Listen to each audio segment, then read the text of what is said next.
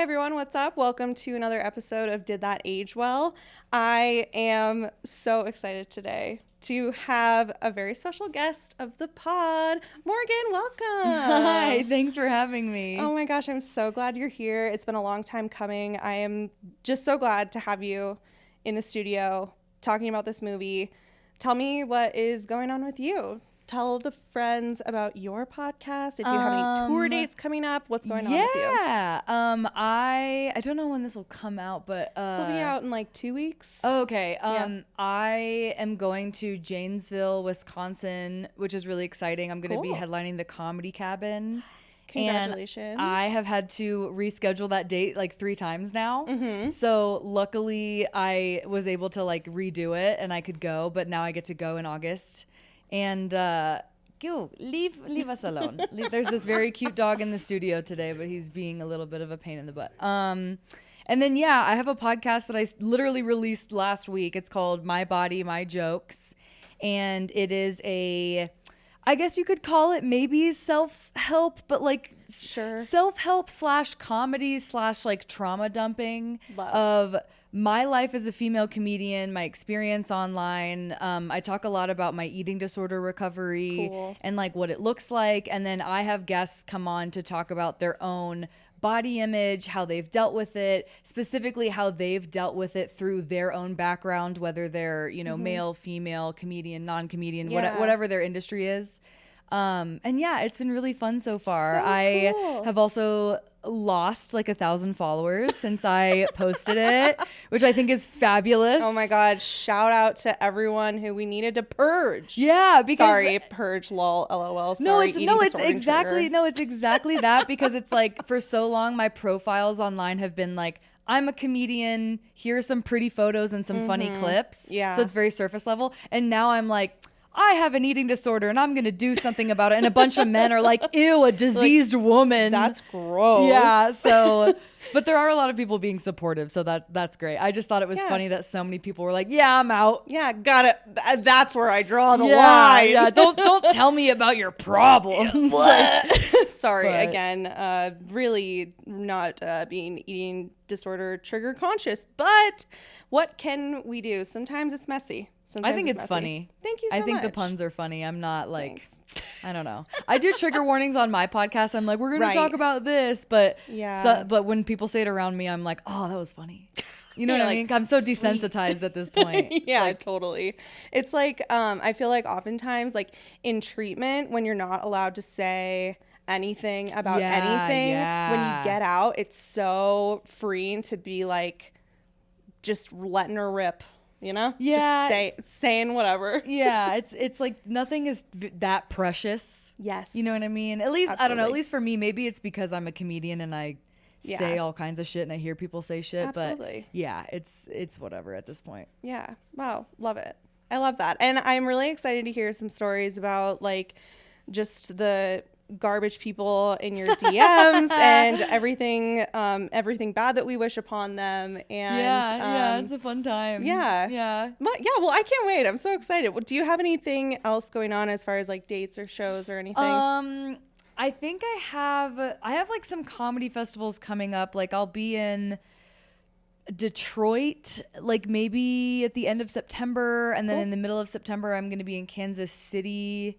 And then I think I have some like Denver dates coming up. I'm at this really funny point in my career where last year I did a lot of touring, and the beginning of this year I did a lot of touring, and I really burnt myself out. Yeah. So this summer and kind of this fall, I'm really just focusing on like staying in Denver. Love that. Writing new material, starting this podcast, like, and just kind of getting back to like why I love comedy. Yeah. And then when I feel ready again, going back out and like being out of town all the time. It's just a lot. Sure. It's just so much to do. It's a lot. And there's so much fun stuff going on in Denver in the summer and in the fall. It's just like nice to kind of have a Denver summer. Yeah. Yeah, I think so. Oh, I love that. Well, I'm really happy for you. I'm glad that, you're still staying busy. She's booked and busy. She is booked and busy. It's just a different kind of booked and busy now. You know what I mean? Yeah, totally. Well, today I'm so excited to talk with you about The Breakfast Club. I feel like when I first saw this, I can't remember if I actually liked it or if I just liked it because I felt like I should like it. Oh, like it's a cult classic. Yeah. Yeah. Like I remember seeing it when I was in like junior high or high school. I was probably like around 14 when I saw it, and it was so hyped up, and I felt like I was already behind because I hadn't seen it. Yeah. Yeah. And so it's like hard for me even to remember like what it felt like when I watched it, because all I remember is like telling people that I really liked it a lot. You know what I mean? I love The Breakfast. I'm so quirky. I love The Breakfast Club. I'm like kind of just a quirky girl. Yeah, like not to brag or anything, but I thought that they were really cool, and I wish I was born in the 80s. Obviously, I was like totally born in the wrong decade because I'm so quirky. Yeah. Oh my God. Yeah. Literally. But I do think that I think that I lean more in the direction of like I probably liked it for what it was, and not just because I thought I should like it. But I mean, it's a good movie. Look, it's like, a good movie. We're not saying anything controversial when we say The Breakfast Club is a good movie. But I'm curious, what made you want to talk about it on the pod? Honestly, I just thought that it was like one of those movies that like, oh, it's a movie podcast. We're talking about movies that have aged well and like, or not. And I'm like, oh, The Breakfast Club is like, everyone knows that movie. Yeah. There's so many references in pop culture to that movie. So many of those actors were a part of like almost like a class of teen movies that they just kind of stuck together with John Hughes for a few years. And also like it's one of the only old movies that I know, because I am one of those people that you'll be like, have you seen Pulp Fiction? I'm like, no. And they're like, have you seen Batman? I'm like, no. They're like, have you seen any popular movie in life? Yeah. I'm like, no, I've never seen it. Yeah. So that's the only one that I'm like, but I have seen The Breakfast Club. She's seen The Breakfast Club. Yeah. And 16 Candles and like Ferris Bueller's Day Off. I got it. But any of the like adult, like culturally significant movies that changed the world, I haven't seen them. Well, you know what? I think that there is a case to be made that this movie and movies sort of in this like cohort of John Hughes movies really did change pop culture and change the trajectory in a pretty significant way. Like people weren't really telling stories about teenagers in a real like authentic way before this era. Not really. Like teenagers were not really treated in media as like people with like feelings and experiences. And I feel like John Hughes is often credited as like the filmmaker who made teen movies relevant and who made like who gave teens a shot at sharing their stories and experiences in movies. But at the same time, I think that like it is still sort of like a narrow picture of American teenage life. There's like this kind of like middle class and upper class teenage angst, like usually like Chicago suburbs. Like it was an experience that I think a lot of people could relate to, but it wasn't, I don't know, like I'm speaking as someone who like was not alive in the 80s, so like what the fuck do I know? But like I don't know. It's hard to tell if like this narrative that John Hughes created movies that resonated with everybody is a real thing or not. Yeah, I don't think that's true. Because the obviously The Breakfast Club, it's like it's an all-white cast. It's an all cisgendered heterosexual cast. Yeah. Which like is fine, but it just kind of like when you look at the world now, you're like, oh yeah, this is like not representative of like society. You know what I mean? It's like okay, like all like okay, great. Like there's all these like stereotypes. Sure. But almost now I feel like I don't know what high school is like now, luckily, but when I was when I was in high school in the 2010s, like it was still kind of like those stereotypes, but slightly different. Yeah.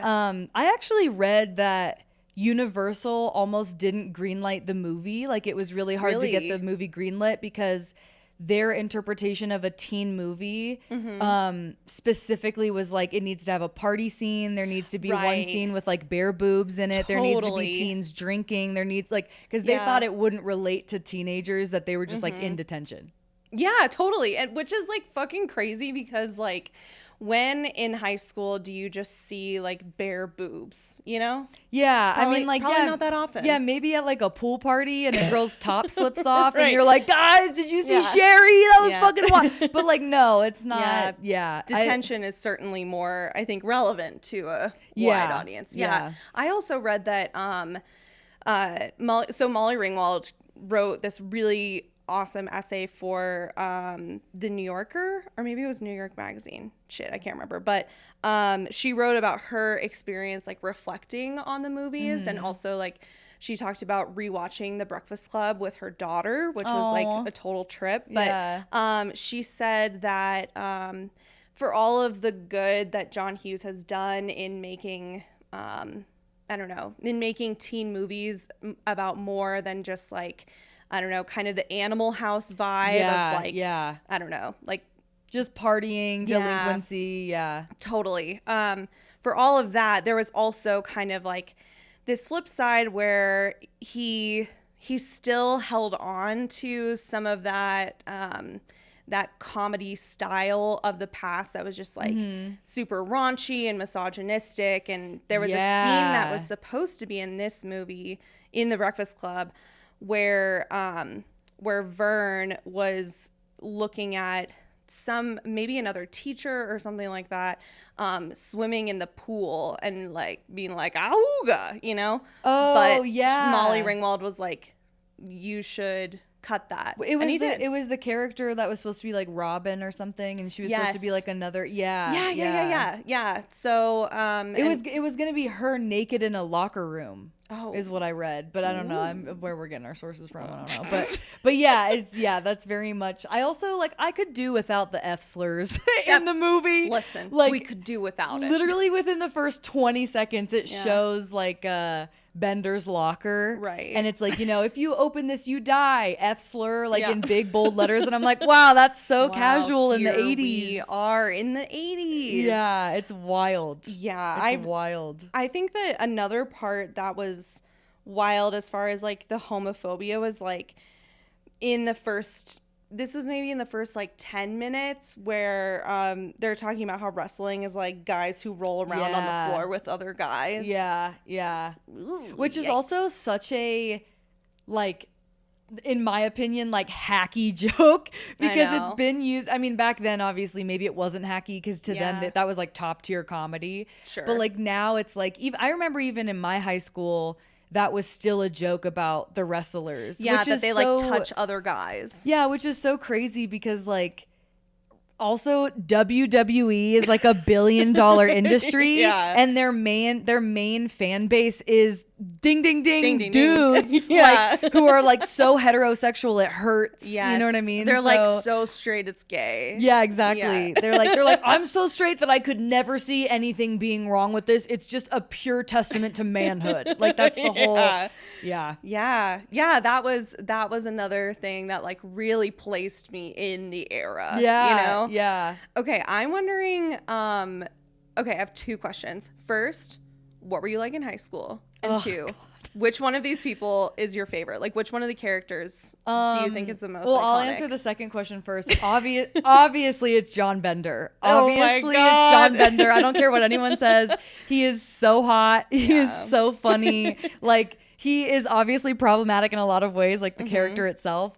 But he, without a doubt, was my sexual awakening. And I can't describe the feeling I had. I don't remember how old I was when I watched this movie for the first time. I know I was definitely like in either middle school or high school. Yeah. And I was like looking at him and I'm like, why do my pants feel weird? You know what I mean? Like, it was just one of those things that I'm like, I don't know what it is about the bad boy aesthetic and like the fuck you, the man, like fuck the man vibe. Yeah. To me is just immaculate. But When I was in high school, I was on the Palms dance team. Love. Which, if no one knows what that is, it's basically like what NFL cheerleaders do. It's like they dance, but they have pom-poms in their hands. So it's not really cheerleading, but it's like dancing at, I don't know. It's cheer adjacent. Yes. But no it's also, tumbling. yeah. No like pyramids. Lots of like high kicks and hair flips. My sister was on the Palms team, and she had been a cheerleader before she moved to Palms, and the cheerleaders in Palms team, there was like, they were kind of enemies. Yeah. Yes, they were frenemies, but really enemies. It was very much that at my high school, for sure. Yes, for sure. And my sister, she always reminisces about this one big football game where like the cheerleaders were giving them a hard time and like calling them whores or something. What? And so my sister did she like did some flips and tricks and was like, you guys can't do that, ha ha ha ha. Yeah. Anyway, so Palms versus cheerleading, listeners weigh in the comments. Well, it's funny because like where I went to high school, like the cheerleading team was really bad. Like the cheerleaders, and this is like no hate to them, like we were all losers in high school in my opinion, but like the cheer team was definitely like, if you didn't make the Palms team, you went to the cheer team. So, and the only reason I made it was because I had been dancing since I was 3 years old. So it was like but I was on the Palms team, and I was in this really weird, like in between. I wasn't popular. I was chubby. Guys didn't like me. I was like the biggest girl on the dance team. And so like I had friends, but I also like didn't have friends. And then I quit the Palms team when I was a junior because I was so tired of the cattiness, and I was so tired of like just the bullshit of all these girls being mean to each other all the time. And I was like, okay. And then I think I did like a little bit of theater and choir until I graduated. And then I graduated and I literally said, fuck you to every single person in high school. Goodbye. And went to college and didn't talk to anyone. Now I only have like 2 people I went to high school with that I talked to. Wow. Yeah. Oh my God. Yeah. Has anyone from high school like slid into your DMs since you like started doing comedy? Do you want to hear something crazy, God, Molly? yes! So I've been waiting to tell this story. I'll probably tell it on my podcast too, but it's just so relevant. Okay. So when I was a sophomore, there was a guy that I liked that was a senior that we like dated on and off, but he kind of was like not really, he didn't want to be public with me. I was a virgin. He like tried to pretend like we were having sex, whatever.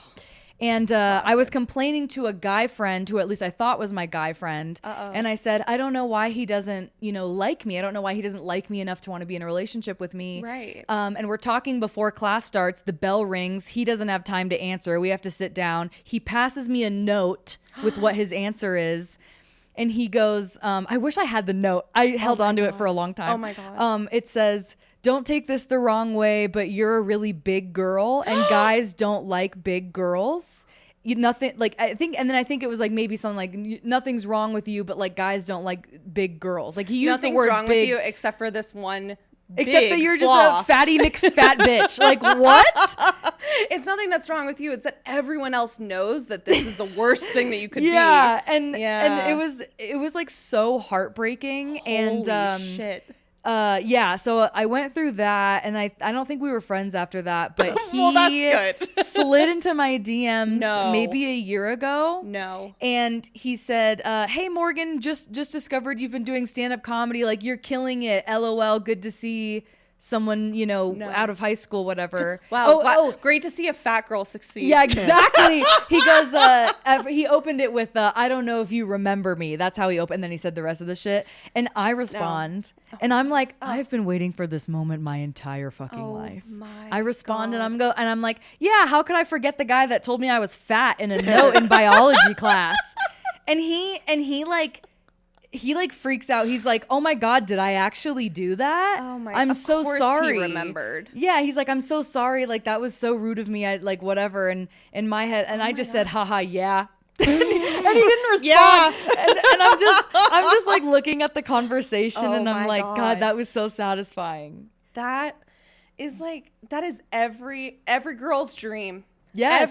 Every person's dream, really, to have someone to like find success, to have someone who has wronged you come crawling back and say, I don't know if you remember me, but good for you for doing your thing. And you get to say, actually, how can I bitch, forget? Yeah. Actually. Actually. And ended up just being like some dude that he played baseball and then he like never, I don't think he moved on past like a junior college. And I'm like, oh, that sucks for your baseball career. Yeah, but seriously. It was so stupid because I grew up in Boulder, Colorado, very white, very thin, very affluent place. And so I did not fit in very well. Yeah. But I was not like I was a big girl, and like I guess you could consider me like a mid-size girl. It's a weird in between because the plus size community doesn't accept me, and I'm like, oh, that's fine. Yeah, you know, I'm a straight size. I can find my size in a store. Sure. But when I was in high school, being a size 12, 14 was like sacrilegious. Like it was like, oh my God, that is terrible. Right. And when I look at pictures of my body, then I was bigger than I am now, but like I was not like this large whale like tumbling down the hall person. Right. And so to me, I'm just like, God, like how could someone look at someone that size and be like, you're sorry, but you're big, you don't have this going for you, you know what I mean? It's just Holy like shit. The world is just so mean to people with diverse bodies. It's so dumb. It's so fucking dumb. And it's not just like high school in the 2010s, it's everywhere. But I actually heard, don't have a source to cite on this, but I did hear from an eating disorder professional that Boulder has one of the highest levels of eating disorders per capita. It's 3 times the national average. Holy shit. Yeah.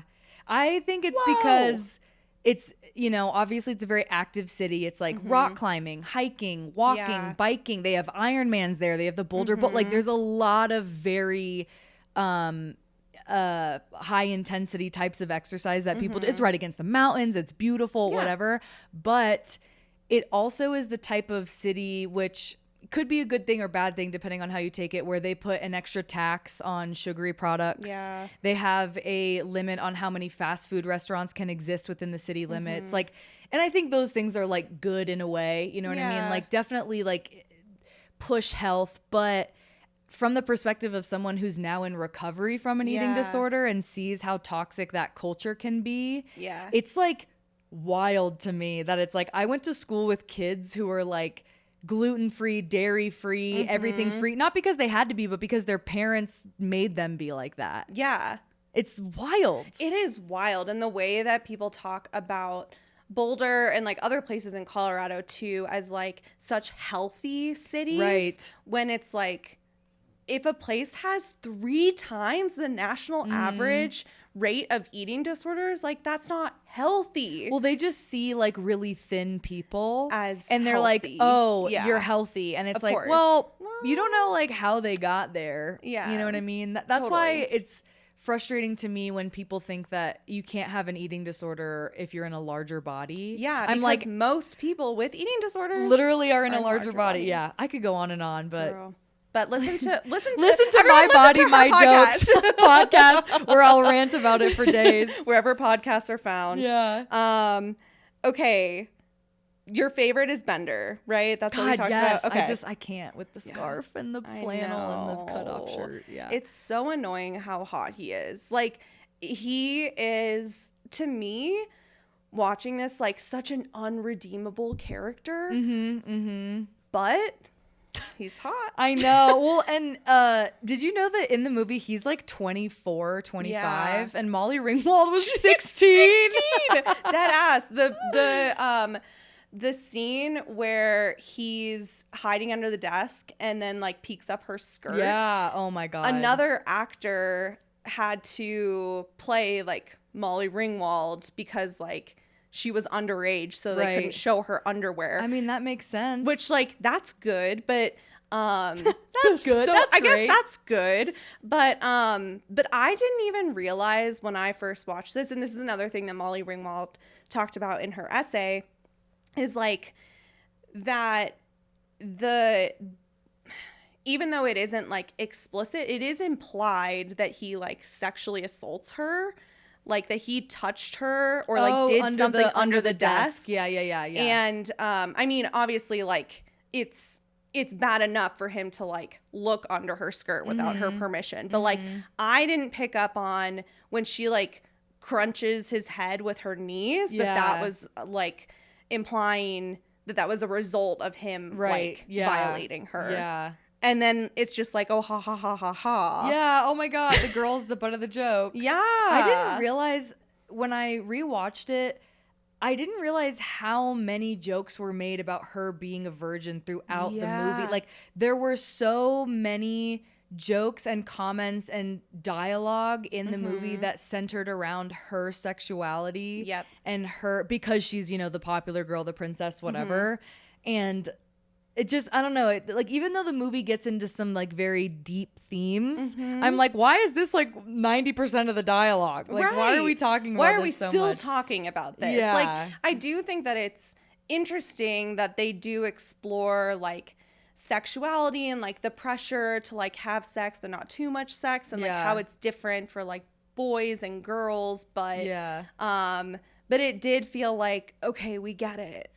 And the fact that it's basically all coming from Bender, and then he doesn't apologize. He doesn't do anything to like redeem himself, and he still gets rewarded. Yeah, which is annoying because there's still that part of me that's like, well, I'm like, good. Yeah, I'm like, yeah, like he's, you know, he's hot or whatever. But yeah, it's very it's like that cognitive dissonance of like, I know this is wrong, but I think I would have enjoyed it too. You know what I mean? I like, know, right? Maybe not the putting your head in my skirt part, but like, that I don't could know. do without. It's weird to think about. Yeah, I would have really I think that in reality, it wouldn't be enough for him to just say, I'm sorry. But in the movie, I really think that maybe there could have been some explicit, perhaps cheesy, straightforward, in your face apology. If he was like, you know what, I was wrong for what I said. Or even just saying, or even him just like a character arc of being like, you know, I do it because like, I think that you're so much more than your sexual or whatever. You're like, I don't know. It's yeah. Yeah. I was watching this documentary on Hulu this week about the Brat Pack, which is like the group of actors kind of in that like John Hughes cohort. Like Molly Ringwald and like Anthony like Amelia Anthony Michael Hall, Emilio Estevez, like that whole group, basically everyone in this movie.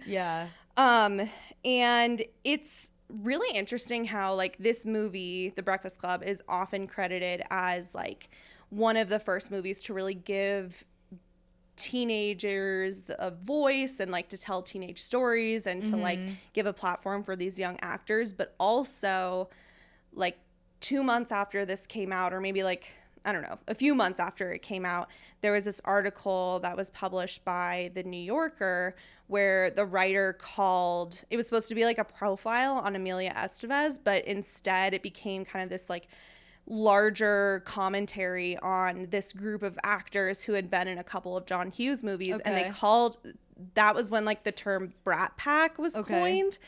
And it immediately like made all of them not want to hang out with each other or work with each other because they're like, this like label was so stigmatized, and they felt like they couldn't really break out of it. And it had this like really, I mean, the way that the documentary showed it was like it had this really like detrimental effect on a lot of these actors, and like some of them went on to have longer careers, some of them didn't. But I just thought it was so interesting and kind of like ironic that the intention of this movie was to be like, look at young people, they are real people, and then for them to be reduced again to just like brats. Yeah, that's a weird use of the word brat. Yeah, like they could have used so many different words. Like that's like, and I saw that Molly Ringwald like kind of like severed her relationship with John Hughes mostly because she was just tired of being like in teen movies. She's like, I wanna like do other movies. Right. But yeah, it's interesting. Like I of course I Googled fun facts about the Breakfast Club before I did this podcast. Love that. But it's like it's like funny to see all the different ways that casting works, where they're like, this person was originally cast for this person was going to play this person, but they switched it around. And like John Hughes wrote the movie in 2 days, and he was supposed to do the Breakfast Club first and then do 16 Candles, but he was advised not to because the Breakfast Club wasn't as like popular of like a type of movie. And they were like, no, do 16 Candles first and then do but the Breakfast Club was way more successful than 16. I don't know. It's like, It's so weird, but I think that every teenager, like, no matter like how different the times are now, the essential like energy of a John Hughes movie is still like, I don't know, so at the core of being a teenager in a weird way. Yeah, because like even though in the 80s there was this really unique like latchkey kid type of vibe and like sort of the, I don't know, the feeling, all of the stuff that was going on in the 80s, I think made teen angst really unique to that era. But like teen angst is timeless. Yeah. And so the way in which like all of these kids are grappling with their identity and their sexuality and their relationship to like their academics and their future and their parents and feeling not understood, like that feeling is so transcendent of time, which is one of the reasons why, like, in spite of its glaring shortcomings, I do think that this movie has the staying power that it does because of that. Yeah. You know? Yeah. It's wild to me that there were so many scenes that are iconic that were improv. Yeah.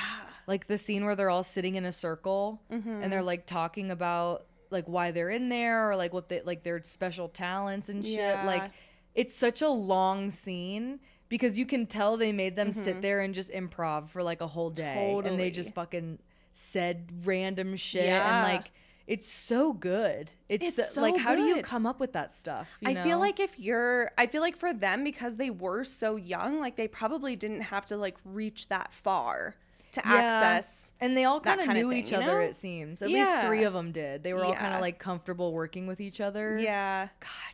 That's insane. Yeah, I feel like to tap into that feeling of being in high school.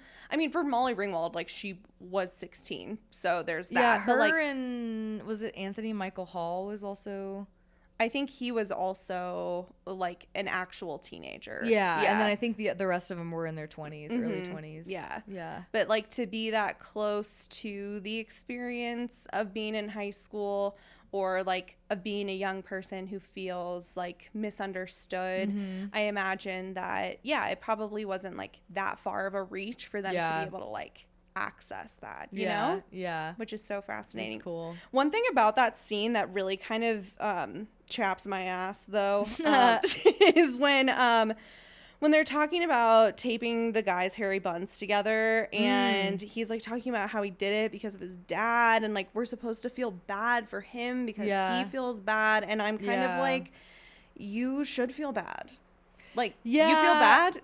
Good. That whole like story arc that movies have of like the troubled athlete son that's pressured because of his dad. Yeah. Like, I think it's real. I've seen that happen to a lot of dudes, but I am just so like, part of me is like, stop being such a pussy, dude. Like, stand up to your fucking dad. Like, you're the one that's a wrestling all-star. What is your dad gonna do? Like, but I don't know. I'm not a guy. I haven't lived that experience, but I hate that, like, that storyline, because it's like the iconic line of like, it was never my dream, dad, it's always been yours. Like, it's like so Troy Bolton coded, like so Troy Bolton coded. and it's fine, but yeah, that was a really, if he really did improv that, I'm like, what a wild choice.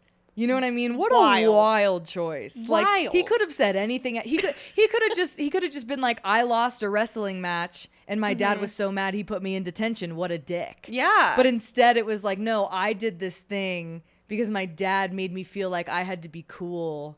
Yeah. And I don't know. It's just like a very like, okay, that came out of left field. Yeah. Nice. Like the whole, I don't know, like the daddy issues embedded in this idea of like that, and that's why I taped that guy's butt cheeks together. Which also, like realistically, like, how do you do that? Yeah. Like, did he do double-sided tape and squeeze the cheeks together, or did he do like a strip of tape over so that the buns were stuck? Which, like, even if you did that, like, it would pop open. So he must have wrapped it around his entire body. Oh my God, yeah. But yeah, it's like so weird to me because I'm like, that's almost worse than like Bender just being an asshole and getting Yeah. detention all the time. It's like, way that's worse weird. because he says that he was like in the locker room, that they were all changing, and he like saw this guy and he saw him as weak, and so he just starts like wailing on him, and all the kids are cheering him on. I'm like,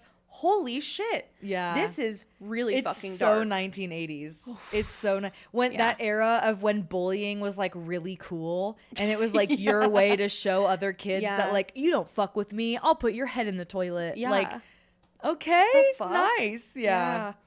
Yeah. I mean, I know that bullying still exists, but I am so glad. I don't think I'm like I'm not cut out for like 1980s bullying. You know what I'm Really? saying? I don't think I could take it. I would prefer it because I was bullied in that really specific way where it's not physical, it's not to your face, it is snide comments made on the internet behind your back in a group chat or among like their cohort. Does that make Right. sense? Like this, Yeah. I don't know if this makes sense when I say it out loud, but I perceived this as bullying. There was a group of girls that I tried to be friends with 1 year in high school. I don't know why I wanted to be friends. Maybe they were like kind of popular or something. And I had organized an entire like group of all of us to go to homecoming, and I did all the organization. I got like the limo for everyone. I collected everyone's checks. I did all the things, right? Yeah. And I had a lot and I like kind of had fun doing that. And then at homecoming, I had a horrible time because like no one really wanted to hang out with me. So then when it was prom time, you know, next few months forward, like I'm thinking, oh, I organized all this shit for them. Someone is going to invite me to that group to go with them, even though we may not be like the best of friends. And I didn't get invited. So then I went up to like the head bitch in charge. Yeah. And I was like, hey, do you have room? Like I would really love, like I was so meek. And then she's like, sorry, we don't have any room. And I was like, okay, I guess I'll just go with my real friends. And I like walked out. And then I made a tweet, which is really, subtweeting was quite an era, wasn't it? And I think it was like a tweet like, real friends are, I don't know, some like really dumb like shit. Like real friends are the ones that want to go to prom with you or something really stupid. And every single one of those girls liked and retweeted it. What? And I know that doesn't sound like bullying, No. but it fucking felt like it. It is, because for them, it's the bit. They're like, this is a bit. Yeah, for them, they're like, oh my God, look at Morgan. Like, she's so sad. Like, and that to me is worse than just a girl coming up to me and shoving me in a locker. Yeah. Would love that, honestly. Wow. Would love it. Because at least back then, you could be like, the girl that plays, is her name Allie in the movie or Allie in real life? Her name is Allison. Allison in the movie. Allie in real life. Yeah. So like her character, it's like you could just say fuck it and just remove yourself from the equation completely. Whereas I feel like now it's like everyone has an online presence. Everyone almost like has to share who they are online. Right. And it's like, so it just gives people more opportunity to bully you in a very specific, secret way. Right, because you like can't really go off the grid. No, I mean, I'm sure there are kids that do. I'm sure there's a sect of Gen Z that's like, we don't do that. Like, we don't even have accounts, which is cool. But yeah. But I do feel like right now, I mean, this might be more of a millennial trend, but I feel like I have no data to back this up other than like random anecdotal experience. But I feel like a lot of people our age are just like going off social media. Yeah. Just like, you know what? Enough. Well, also there's like way too many sites. There's too many. It's too much to keep up with. Like I have a Threads account. Yeah. And I literally only have it because I'm a comedian and I just Right. want to like use another way to get people to my shit. Yeah, Or like totally. Facebook. I wouldn't use Facebook if I wasn't a comedian. Like, No, yeah. But like I don't want to be on Twitter anymore. X, No. whatever. I don't want to do that No shit. You know what I way. mean? Like Yeah. I'm not even on TikTok anymore because I think TikTok Yeah. is like evil. Like I just Yeah. can't deal with it. But yeah, I think there's a big cultural shift happening with millennials and maybe some Gen Z where a lot of us are kind of like, you know what? I think I've seen all the content. Yeah, I think I've seen everything I need Like to I see. think I've digested as much as Yeah. as I can. I think I'm going to move on to like a book. Yeah. Yeah. And then we crack open a book. And it's beautiful. honestly, there's so many good books. There are a lot of good books. Or watch a movie and then listen to this podcast. You know? So many good podcasts to listen to. Yeah. But if you are on social media, follow us. You know what? I do feel like even though I just said that I feel like a lot of people are just sort of being like, fuck it with social media, it is still enough of a novelty that the other day, somebody who I thought was upset with me, like disappeared from Instagram, and my first thought was like, oh, it's my fault. She blocked me. Oh, yeah. But then, of course, I cross-referenced, asked someone else to look up this person. Cross-referenced. I cracked open my encyclopedia and I looked up, Sarah, where did she go? Yep, exactly.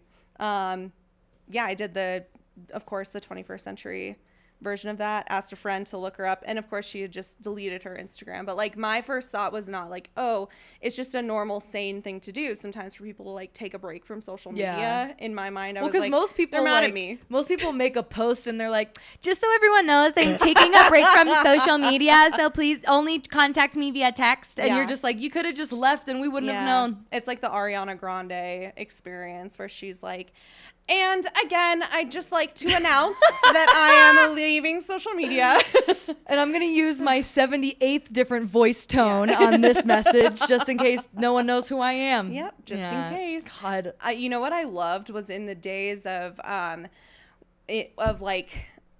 this was really more of like a Facebook phenomenon, but when people would be like, yeah, I'm like taking a break from Facebook. Like, if you have my number, contact me. And if you don't, then we're probably not that good of friends anyway. Oh, the unmitigated gall of the millennials who posted that shit. That's true. That is bullying. That is the same energy to me. And I have done this, so I'm not saying that people that do this are bad. It's the same energy of typing a status that's like, I'm so excited to announce, followed by the most mediocre piece of information you've ever heard. It's like, I've accepted an internship at Hot Dogs R Us, and you're like, I don't give a flying fuck. I am thrilled to announce. It's so mean. That's so mean. I mean, I've done that before, but to me, I'm like, just post the thing. Just say you're an intern. You don't have to say you're excited to announce. Yeah, this isn't a press conference. This is not a press release. This is LinkedIn, or this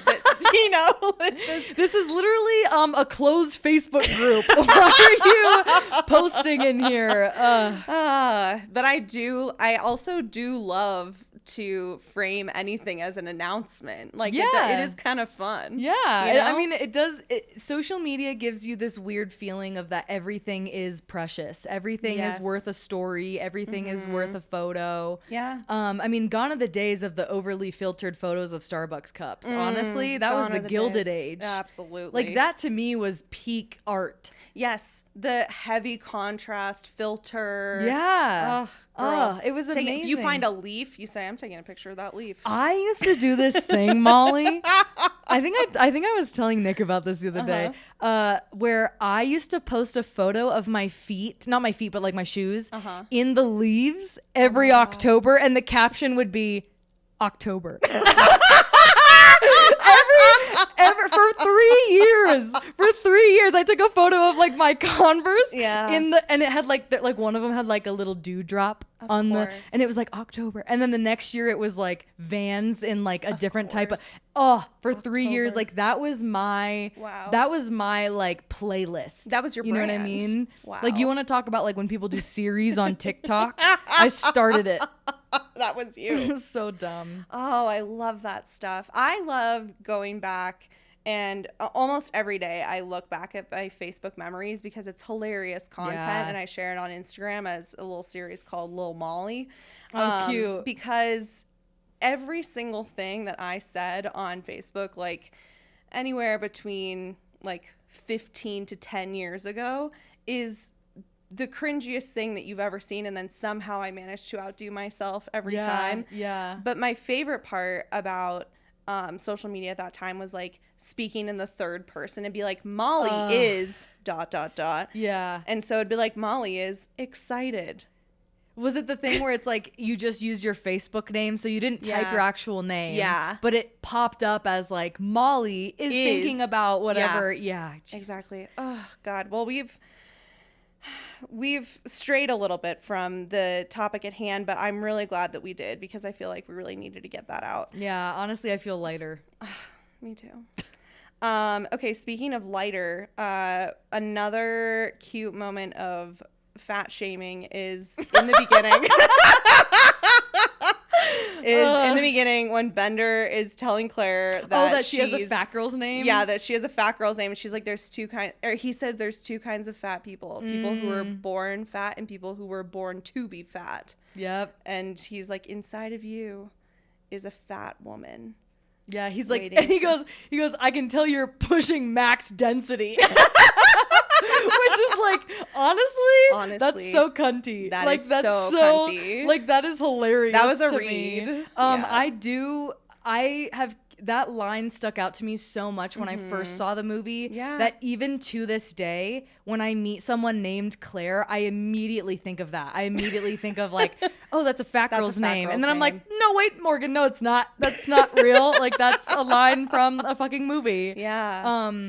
But also I like the comparison of the like there's two types of fat people because Cat Williams has a joke where he goes if you got stretch marks, it means one of two things. Either you were big and you got small, or you were small and you got big. Either way, we fucking. That's like the most iconic line. Like that's like, I love that. That's the truth of it. That is the truth of it. And I also loved how like there is this, I think that it really does speak to this like anxiety of becoming one's parents. Like later in the movie when they're like, oh my God, are we going to be soulless and evil and like just jaded like our parents? Yeah. But I think that it goes like even beyond that. I think for like someone like Claire who's like physical beauty is such a part of her identity that she's like, oh, this is so fleeting.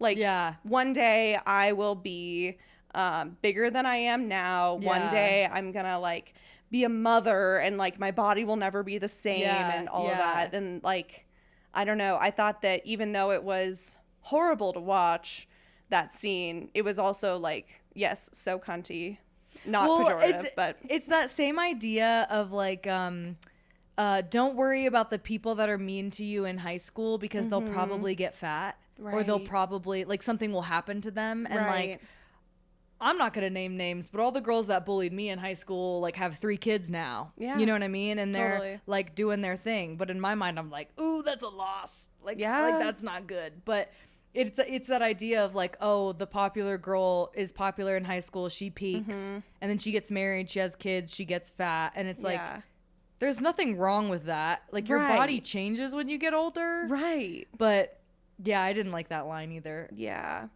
But it was like, you could tell that it was like such a read. Like it really cut her. Yeah. And that was dark. But anyways, Claire, a fat girl's name. What really bothers me, I think, about the way that Bender as a character is framed is that he's like, I'm just being honest. And I fucking hate people. I think that like the worst kind of person is someone who's like, I'm just being real. Yep. And then they'll say the meanest thing that you've ever heard. Yes. You know? Yes. Like, maybe you just don't, like, even just because you think something is true doesn't mean you have to say it and hurt people's feelings. I'm sorry. Yeah. I have fallen into that trap before, like, with just being the type of girl that's like, I'm just blunt. Like, sorry, I'm just you don't a like bitch, the truth. sorry. I'm just blunt. Yeah, literally. Yeah. Like, oh, you didn't like that I'm serving cunt today? Yeah. Like, that's what's on the menu. Sorry. Like, there's this little girl that I volunteer somewhere where there are little children. And there's this little girl that is very opinionated and probably 10 years old. Yeah. And you can tell that she has a very strong-minded female presence in her life. Yes. Because when someone does her wrong, when someone takes the chalk from her, when someone goes down the slide before her, her hand gestures are all up here. Yep. She's like, what the fuck? Like and like I watched her walk across the playground with 5 girls in tow about to fucking read the boots down on this other girl. And I went over there because I was like, oh, this is like really bad. Like this girl's about to get her head ripped off for stealing the chalk or whatever. Or no, it was sunscreen. She took her sunscreen. And like she did that thing where she was like, I haven't said anything disrespectful. You are the one. And it's like this tone that I'm like, yo, it's okay. Yeah. Like, let's take a second. I don't like that energy. Mm-hmm. It's very much like I'm the only person that's telling you the truth. Therefore, I'm the bigger person. I'm the bigger person because I'm willing to be real. Yeah. You know? Yeah. I am definitely guilty of that as well. I feel like I really resonate with that 10-year-old with a strong female presence in her life energy where I'm like, if someone wrongs me, I'm like, let's set the record straight. Okay. Yeah. But I think that there is a difference between that energy and just like running around terrorizing people because you're like, well, I'm just being honest. Yeah. Or like I have a bad home life. So like I deserve to rip books up in a library. That to me, when I was watching it and he was just ripping the book, I'm like, why does this turn me on? I'm like, what is this You're guy? Like, rip me open like a book and lay me down. And he's like just full fisting like 400-page books. And I'm like, what is happening? What could he do to me? It's so weird. And in my head, I'm like, yeah, if I saw someone do that, I'd be like, you're an idiot. Yeah. Like, this is like not what that you think you're cool because you're ripping up a book. What? Right. Like, but then it's like he's hot. So I know. So it's acceptable. But it's very much that 80s idea of like what the like what was he, a criminal? That, like, criminal. The criminal. It's like that idea of like just anti-authority in any way possible. Mm-hmm. Whereas now I feel like a criminal is just like a kid that sells his Adderall. Right. You know what I mean? Totally. But like still gets A's in all of his classes. Of course, because he's, getting high on his own supply. Yeah. I feel like there is this thing that they do that is like so high school that I don't think was intended but really resonated with me is when they're all sitting in that circle and they're all kind of like competing of like whose life is more fucked up. Yeah. They're like, well, for me, you think that you have a bad home life because your dad burned you with a cigar. Well, my dad makes me feel like I should tape people's butt cheeks together. Yeah. And my parents are divorcing. And I wanted to kill myself. Yeah, so literally. When he brings out that card, I was like, he won. You know what I'm saying? I know, yeah. He really won that competition of like whose life is the most fucked up. And I'm gonna be honest, I love playing that game. That's my favorite fucking game. That and Monopoly, dude. I rip that shit open like because my thing is like it's less of a competition and more of a just a, hey, I gotta get this off my chest. Yeah. Someone needs to hear it. Yeah. Like, but yeah, it is very much like it's really weird to watch, and obviously it was an improv scene, so they didn't have like a story arc, but it's weird to watch like Claire starts crying about her parents, and then Andrew, the guy, he starts crying about his parents, and then Brian, is Brian his name? Yeah. Starts crying. Like, it's like they all go through this like really weird like emotional thing, and then they get mad at each other for like making weird comment. Like there's this really weird sense of community, but also not. Yeah. It's like they're all sort of like resonating with each other, but then also like when they're not getting the reactions that they want from each other, then that's when they get angry with each other. Cause like they're all just like, they're getting a little bit of validation, but they're not getting what they think that they deserve. They're like, I gave you a little bit of validation here. I should be getting more back. Well, and the grass is always greener. Totally. It's like, yeah, your parents aren't, like my parents aren't divorcing, but like they are whatever. My dad's a drunk or my mom's whatever. And then the other person's like, well, my dad isn't even in the picture, but my mom. And it's like, okay, well, they're all fucked up. We all got something wrong with our parents. Yeah. Even if it's small, it's something. Exactly. And I did kind of want them, well, I don't know. I think maybe it is more real that they were sort of like having that competition rather than it becoming like an after school special and then being like, wow, it really is hard being young, isn't it? You know? Yeah, it is. Yeah. I do appreciate that the movie isn't this like the ending is a little cheesy because it's like they pair off. a little bit. And then Brian's just like the single dude in it. He just like writes the essay. He writes 96 words. The guy asked for 1,000. Yeah. Like, and then like everyone, like they kiss each other. The Allie like becomes pretty. And then all of a sudden Andrew realizes that she's beautiful just because they put her hair in a headband. I know. And it's like, oh, she now got they're a blink together. Of mascara. Yeah. Okay.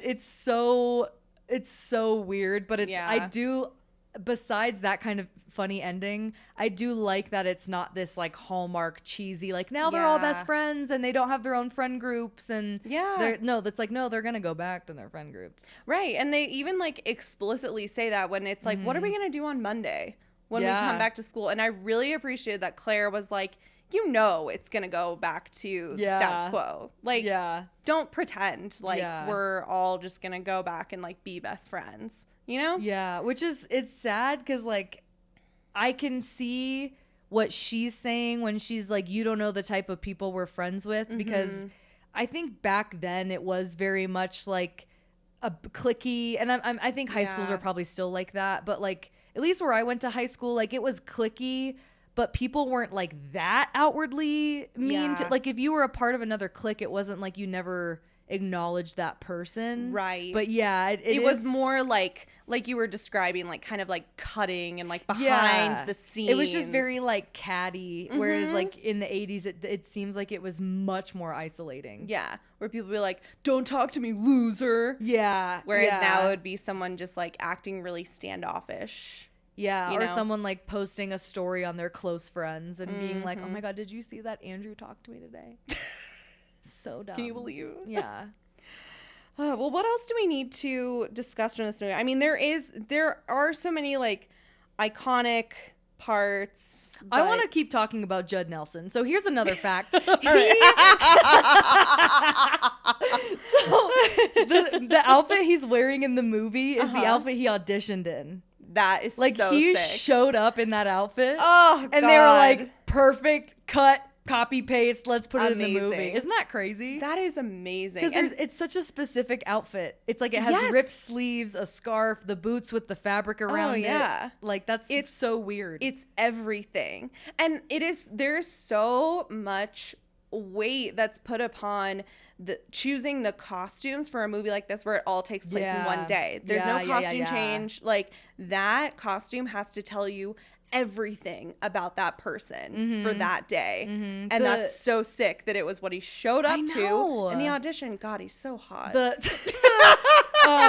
Molly Ringwald, I guess that her costume that they came up with, like John Hughes thought wasn't sophisticated enough. Oh. So they went to Ralph Lauren and they bought her entire outfit from Ralph Lauren. Wow. For the movie because they Big wanted moment for Ralph Lauren. Yeah, they really wanted it to look so specific. Yeah. Which is interesting because her outfit is very 80s. It's like this leather bounded skirt with these almost like moccasin boots that you're like, wait, those don't look comfy. No, like, I'm sure they were not. Yeah. What else did I read? I read something that was like really, so speaking of Judd Nelson, so he was like a method actor, I guess. And on set, he never dropped character. Oh, that's so annoying. So he bullied Molly Ringwald to the point where John Hughes almost fired him. Well, good. And then after the movie, I think he like did a few more movies with him, like he did St. Elmo's Fire or whatever. But like John Hughes like severed his relationship with him because of it. Honestly, good. That's so fucking annoying. I know. Like, is it really that hard? Like, do you really have to method act to be like a bad boy in high school? It's not like he was. Oh God, that's annoying. Isn't that weird? Like, I guess I can understand because like the character is very quippy. Sure. Like he's very quick on his feet. He always has like a comeback. Yeah. But that would suck to be on set. Yeah. And you're basically like, you're just like at your lunch break and he comes up to you and he's like trying to sexually harass you. You're like, sick. Oh my God. You know, that is my beef with method actors, is that it's pretty much never when they're playing someone who's like nice and cool and easy to be around. Yeah. It's like men method acting as fucking assholes. Yeah. And then they're just like doing that on set.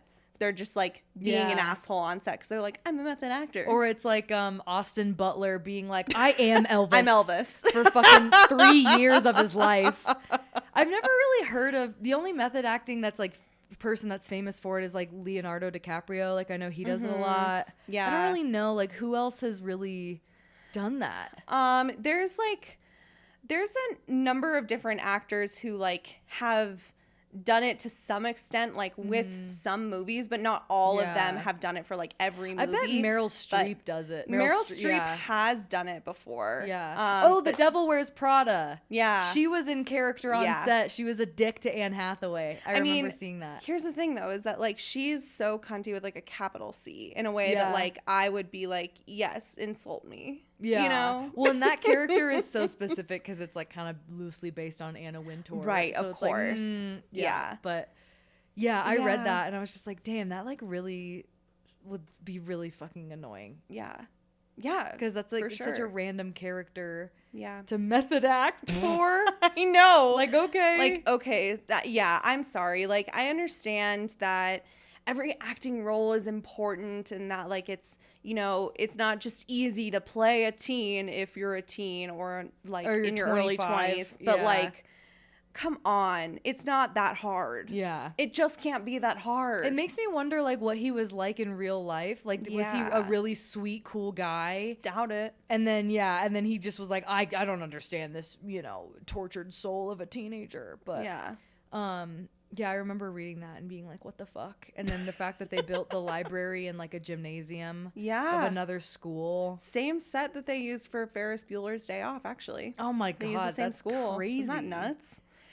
Crazy. Well, I have one last segment that I'd like to do before we wrap up today. It's called Cancel or Callback. And this is where we bring in a trend from the past and we have to discuss if it should be canceled forever or if we need to call it back. Okay. I was really struck by the phrase in this movie, "Eat my shorts."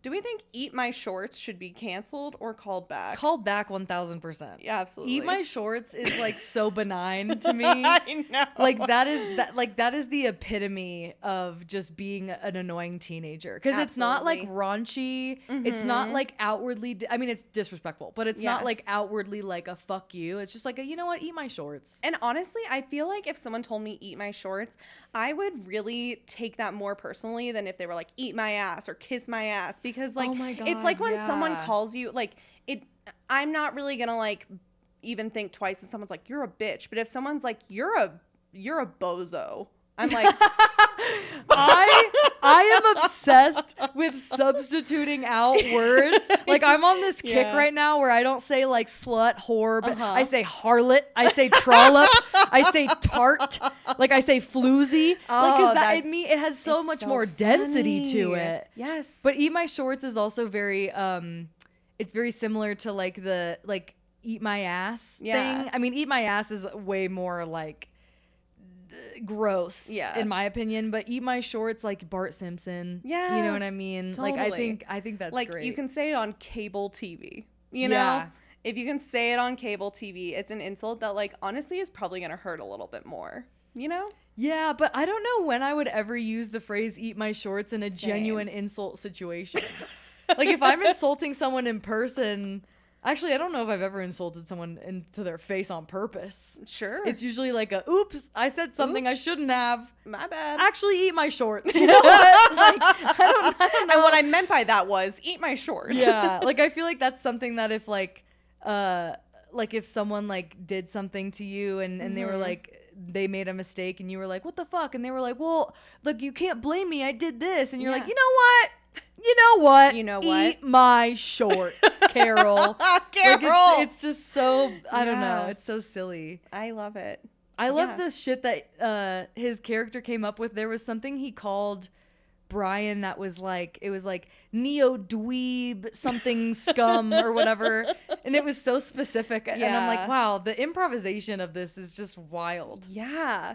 It's creative. I mean, you gotta give him that. Yeah, I gotta give him that. At least he's consistent. Truly. I gotta give him that. The insults in this movie are like, okay, that's the thing. While I think that maybe maybe we can reminisce on 80s bullying because like the insults were kind of they were so, I can't think of another word other than benign. Like Yeah. when they look at the wrestler and they're like, okay, sporto. Ooh, that ate, dude. oh, you're just a jock, aren't you? You're just a dumb jock. Like whereas now we'd be like, okay, himbo. You know what I Yeah. mean? Like we have all these made up words now. Whereas Yeah. back then it was like, okay, athlete. Like that was the whole thing. You know what I mean? Right, yeah. Like I'm trying to think of like what the other things that they called him. I don't know why the insults that were thrown at Yeah. Andrew specifically because he's a wrestler. Yeah. I thought were so funny because they Yeah. were just like, okay, muscles. Like they were just so like, okay, like you're just naming shit. Right. Yeah, I liked it a lot. I liked that too. That was funny. Yeah. Well, is there anything else that we didn't cover that you think needs to be discussed on the pod today? Or any parting thoughts for the listeners? I think that there are a lot of amazing movies that existed that are still cult classics that we can acknowledge have some weird shit, problematic shit in them. Yeah. But they're still cult classics and Yeah. they're still funny. And there might be movies that we come out with now that in 50 years we're like, oof, that was a mistake. Mm-hmm. You know what I mean? I'm sure we will. Yeah, I think John Hughes created a sect of teenage experience that a lot of us don't forget about. I mean, Yeah. but outside of Don't the you Breakfast forget Club, about just, me is kind of what he literally, said. just I mean the stereo outside the window. Yeah. You know what I mean? The like riding on a lawnmower, like every Yeah. all of that shit is just so iconic, and we can't forget about it. We can't forget about Also, I'm really upset that Judd Nelson didn't age gracefully, but that's just me. I'll I just remember know. him how he Oh. was in the Breakfast Club. That's all we can do. That's all we can do. That is. The little diamond in his ear, that's all I can do. Mm. I like pierced ears. Oh, me too. I just looked at my boyfriend off screen because I tried to get him to wear a little earring, and he was like, you know what, this doesn't feel like me. Oh, come on. But what if you were method acting as Judd Nelson? Yeah. What if you were Oh, no. He said he would look like Mr. Clean. That is so fucking I'm sorry, funny. Mr. Clean is fucking hot. Honestly, Let's Mr. be- Clean can get it. Yeah. You know what I mean? Good hygiene. Good hygiene. Nah, that's what I'm talking Yeah, about. honestly. Well, thanks for having me on. Oh my God, thank you so much for coming, Morgan. Can't wait to have you back next time. Yes. Oh my gosh. Next time. I will ask you this. What's Okay. what's like the earliest movie you will do? Like, do you do movies can within the past? Any time, truly. Oh, okay. Like, So it doesn't have to be like 20 years old. No. Interesting. I've done movies as far back as like the 1940s and as recent as like 2012 maybe. Oh, okay. So That's a good time frame. I feel Yeah. like 10 plus years is good. Yeah, I feel Yeah. like most of the movies that I talk about are 80s, 90s, early aughts. Like Yeah. especially 90s and early aughts cuz like those are the movies that like I watched when I was Yeah. growing up, but yeah. Okay, cool. Cool. Because I just think there's so many fucked up movies that came out in like 2000 Oh my God, yes. that I'm like, wow, this truly was like a cultural revolution. Yes. And then something happened and we all said, well, time to pucker our assholes a little bit. time to tape our butt cheeks together like that guy from this movie. All right, well thanks again so much, Morgan. We'll see you next time. Yeah, thanks for having me, Molly. Follow me, Morgan Gallo Comedy, on literally everything. Great, except not TikTok. Not TikTok. Fuck that platform. Okay, bye. Bye.